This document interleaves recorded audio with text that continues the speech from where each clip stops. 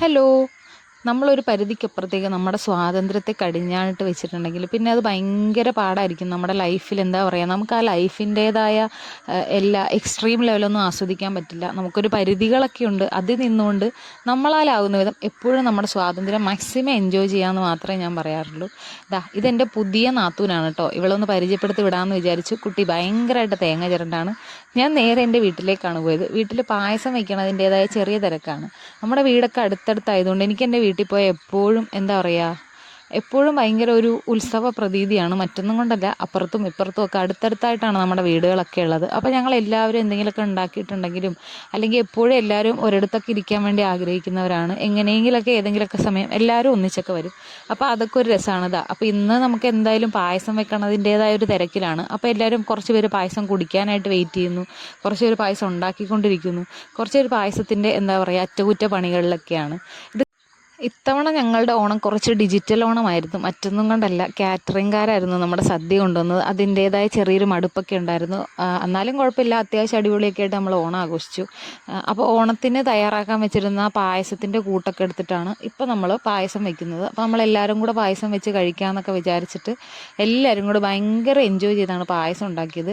ഇവനാണ് ഈ പായസം ഇളക്കുന്ന. ഇവന് പായസത്തോട് പണ്ട് തൊട്ടേ അമിതമായി ഒരു എന്താ പറയുക അഡിഷൻ ഉള്ളവനാണ്.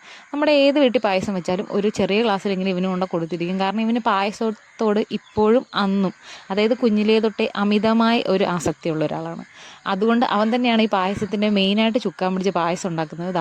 പിന്നെ ഞങ്ങളെല്ലാവരും കൂടെ കൂടിയിരുന്നിട്ട് പായസമൊക്കെ കുടിച്ച് എന്തായാലും എന്താ പറയുക, നമുക്ക് കുറച്ചൊക്കെ എല്ലാവരെയൊക്കെ മിസ് ചെയ്യുന്നുണ്ട്. അതായത് ഇവിടെ ചേച്ചിയും പിള്ളേരും, അതുപോലെ തന്നെ ഒരാൾ പുറത്തേക്ക് പോയിരിക്കുക, അവനും വൈഫും ഉണ്ട്. അപ്പോൾ അങ്ങനെ കുറച്ച് പേരെയൊക്കെ മിസ് ചെയ്യുന്നുണ്ട്. പിന്നെ വേറൊരു ചേട്ടനുണ്ട്, ചേട്ടനും വൈഫും ഇല്ല. എല്ലാവരെയും ഒക്കെ നമുക്ക് എപ്പോഴും ഒന്നും കാണാൻ പറ്റില്ല, എല്ലാവരൊക്കെ തിരക്കിലാണ്. എന്നാലും അവരുമൊക്കെ കറങ്ങിത്തിരിഞ്ഞ് വൈകുന്നേരം വീട്ടിലൊക്കെ വന്നായിരുന്നു കേട്ടോ. തിരിച്ച് ഞാൻ ഈവനിങ് ആയപ്പോഴത്തേക്കിനും എൻ്റെ വീട്ടിലേക്ക് യാത്ര തിരിച്ചു. തിരിച്ച് നമുക്ക് 2 വീടുണ്ടല്ലോ, അപ്പോൾ രണ്ടാമത്തെ വീട്ടിലേക്ക് യാത്ര തിരിച്ചു. അവിടെ ചെന്നപ്പോൾ ഞാൻ ആദ്യം ചെയ്തത് കപ്പയാണ്. ഞാൻ ഇങ്ങനെ നോക്കി നിൽക്കുമായിരുന്നു. വൈകുന്നേരം ആയപ്പോൾ എൻ്റെ ഭർത്താവിനെ ഒന്നുമല്ല കേട്ടോ, കക്കയിറച്ചിക്കാരനെ നോക്കി നിന്നാണ്. ഞങ്ങൾക്ക് 2 പേർക്കും ശരിക്കും പറഞ്ഞാൽ കുറച്ച് കാര്യങ്ങളിലൊക്കെ മ്യൂച്വൽ അണ്ടർസ്റ്റാൻഡിങ് ഉണ്ടെങ്കിൽ പോലും കുറേ കാര്യങ്ങൾ നല്ല അടിയുണ്ട്. എന്നാൽ പോലും നമ്മളിങ്ങനെ എന്താ പറയുക, ഭയങ്കര ടിപ്പിക്കലായിട്ട് ഞാൻ പറയുന്നത് കേട്ട് ഓപ്പോസിറ്റ് ആൾ പറഞ്ഞിട്ട് ഞാനും ഇങ്ങനെ എല്ലാം എന്താ പറയുക അക്ഷരം പ്രതി അനുസരിച്ച് അങ്ങനെയൊന്നുമില്ല. നമുക്ക് 2 പേരും 2 വ്യക്തികളായത് കാരണം നമ്മൾ 2 പേരും ഇപ്പോൾ ആദ്യമൊക്കെ കുറച്ച് പാടുണ്ടായിരുന്നു. പിന്നെ നമ്മൾ മനസ്സിലാക്കി വന്നപ്പോഴത്തേക്കിനും നമുക്ക് രണ്ടാക്കും അതായത് 2 ഇഷ്ടങ്ങളും 2 താല്പര്യങ്ങളൊക്കെയാണ്. അപ്പോൾ നമുക്ക് 2 രീതിയിൽ ജീവിച്ചാലേ കുറച്ച് കളർഫുൾ ആവുള്ളൂ എന്ന് മനസ്സിലാക്കിയവരാണ് ഞങ്ങൾ. അതുകൊണ്ട് തന്നെ വലിയ തട്ടുമുട്ടൊന്നും ഇല്ലാതെ പോകുന്നു. എന്നാലും ചട്ടിയും കലവുമാണല്ലോ, ഇടയ്ക്ക് തട്ടുമുട്ടൊക്കെ ഉണ്ടാവും.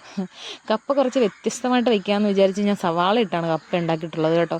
നമ്മൾ എന്തെങ്കിലും സാധനം ഉണ്ടാക്കിയിട്ടുണ്ടെങ്കിൽ അതിന് എന്താ പറയുക, അതിനോട് ചേരുന്ന സാധനം കൂടെ കൂട്ടി കഴിച്ചാൽ ഒരു സാറ്റിസ്ഫാക്ഷൻ ഉള്ളൂ. കപ്പയും കക്കയിറച്ചിയും ഒരു നല്ല കോമ്പിനേഷൻ ആണല്ലോ.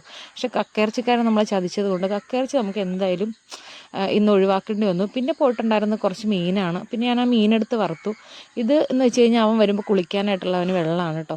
പിന്നെ വൈകുന്നേരത്തെ മെയിൻ പരിപാടി നല്ല അന്തിക്കള്ളി കിട്ടി. ആഹാ, എനിക്ക് കുടിക്കാനും കൂടെ മിച്ചം ഇതിനകത്തുണ്ടായിരുന്നു, പക്ഷേ ഞാൻ കുടിച്ചില്ല കേട്ടോ.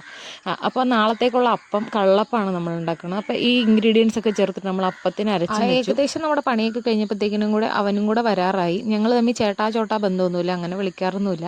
അപ്പോൾ ഞങ്ങൾ രണ്ടാളും കൂടി വൈകുന്നേരം മിക്കവാറും ഒന്നിച്ചാണ് കാപ്പി കുടിക്കാറ്. ഇതിനിടയ്ക്ക് കുഞ്ഞനും കാപ്പി കൊടുത്തു. അപ്പോൾ ഇന്നത്തെ പരിപാടികളൊക്കെ ഏകദേശം വൈൻഡപ്പ് ആയിട്ടുണ്ട്. പിന്നെ കുഞ്ഞൻ്റെ ഫ്രണ്ടുമായിട്ട് ഭയങ്കര കളിയായിരുന്നു. ഞാനവിടെ കുറച്ച് സമയം വെറുതെ ഇങ്ങനെ പണിയൊക്കെ എടുത്ത് കഴിഞ്ഞ് റെസ്റ്റ് എടുത്തു. ഇത്രയൊക്കെയുള്ളൂ നമ്മുടെ വീഡിയോ. നെക്സ്റ്റ് വീഡിയോയിൽ കാണാം. ടാറ്റാ.